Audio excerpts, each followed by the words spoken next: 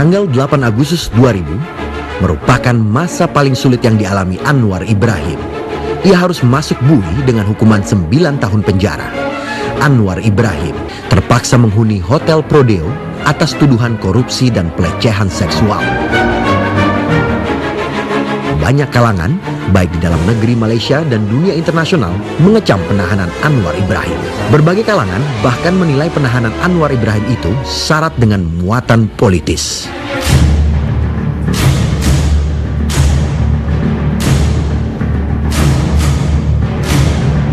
Dunia makin geram manakala Anwar Ibrahim banyak mengalami kekerasan ketika ditahan. Anwar mengaku sering mendapat perlakuan kasar dari polisi di Raja Malaysia. Namun, nasib baik mulai menghampiri Anwar Ibrahim ketika Perdana Menteri Mahathir Mohamad lengser dari jabatannya pada 31 Oktober 2003. Pada 2 September 2004, Anwar menghirup udara bebas dan pengadilan federal membebaskannya dari tuduhan sodomi. Pemirsa, saat ini kita lihat mantan Deputi Perdana Menteri Malaysia Anwar Ibrahim memasuki halaman rumahnya.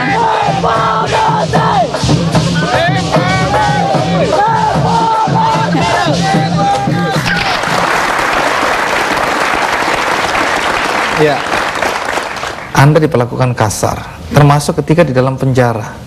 Nah, waktu keluar dari penjara Anda menggunakan penyangga leher. Apa yang terjadi? Ya, sebenarnya pinggang saya sudah berlaku apa yang dikatakan stenosis sebab dipukul jatuh di atas simen blok lokap itu. Ini dipukul di penjara atau pada saat sebelum masuk penjara? Di lokap polis, di tahanan polisi oleh ketua polis negara. Maknanya dia jaga status saya. Tidak polis biasa di bawahan. Polis nomor 1 yang memukul saya. Tapi lebih kejam. Itu penghormatan yang besar.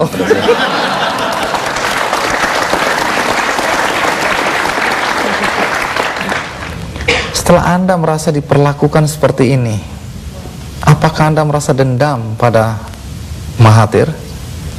Tak baik dendam, Andi.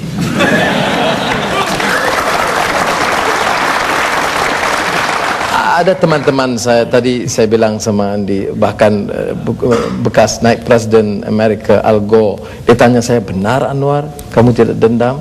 Aku tidak percaya. Saya bilang betul, orangnya sudah uzur, sakit, tenang, sudah tua, dukungan pun sudah hilang. Rendra pernah menulis kepada saya, membandingkan saya dengan Pak Mahathir. Ya. Kata Rendra, beliau, Mahathir, mengejar waktu. Anda punyai waktu. Mudah-mudahan Anda menang akhirnya. Yang perlu kita ketahui di sini juga ada satu hal. Apakah Anda sudah memaafkan beliau? Ya, saya maafkan. Tetapi tidak membenarkan beliau mengulangi kata nista, sumpah dan fitnah, kerana ini tidak suatu perlakuan yang baik. Ini tidak juga mengurangkan hak saya untuk membetulkan polisi atau dasar pemerintah yang saya anggap sebagai curang dan merampok harta rakyat, sama ada di zaman Mahathir atau zaman Abdullah Badawi. Kalau wang $1 billion dicuri, itu hak saya dengan pengalaman saya selaku Menteri Kewangan yang punyai beberapa informasi atau keterangan yang cukup kuat untuk memberi pendedahan supaya rakyat mengetahui. Kalau tidak, selamanya rakyat mau diperbodohkan, apatah lagi dengan media di Malaysia yang dikontrol, dikongkong, dibelenggu sepenuhnya oleh pemerintah. Iya. Apakah Anda pernah merasa menyesal? Karena kalau saja Anda sedikit bersabar, sekarang ini saya sedang mewawancarai seorang Perdana Menteri. Ya. Benar juga Andi. Saya tak kala merenung seorang diri, kesembunyian dan kesepian di penjara, ada juga terlintas. Tetapi bila dilihat secara konkret, kalau saya ketika itu wakil Perdana Menteri, apakah mungkin saya taken $2 billion untuk anak Perdana Menteri? Apakah saya tidak harus lapor kepada badan anti korupsi tentang korupsi menteri? saya tidak ada pilihan. Kalau itu dikatakan pilihan, itu bukan pilihan namanya. Untuk mengesah atau mengiyakan kecurangan kepada rakyat, saya tidak sanggup. Jadi kalau itu berarti membayar harga dengan dipenjarakan, diaibkan, difitnah, itu saya sedia. Saya tidak menyesal. Dan saya juga bersyukur kepada Allah SWT kerana pengalaman yang saya timba itu ada manfaatnya.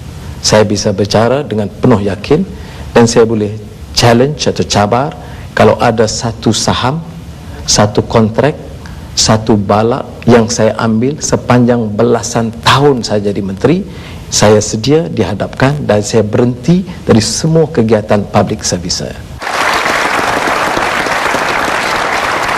Baik, tetap menarik untuk mengikuti percakapan dengan Anwar Ibrahim, apalagi nanti berkaitan dengan pandangan keluarga terhadap apa yang dituduhkan terhadap beliau selama masa pemerintahan dulu dan selama masa pergerakan. Ikuti terus Kick Andy.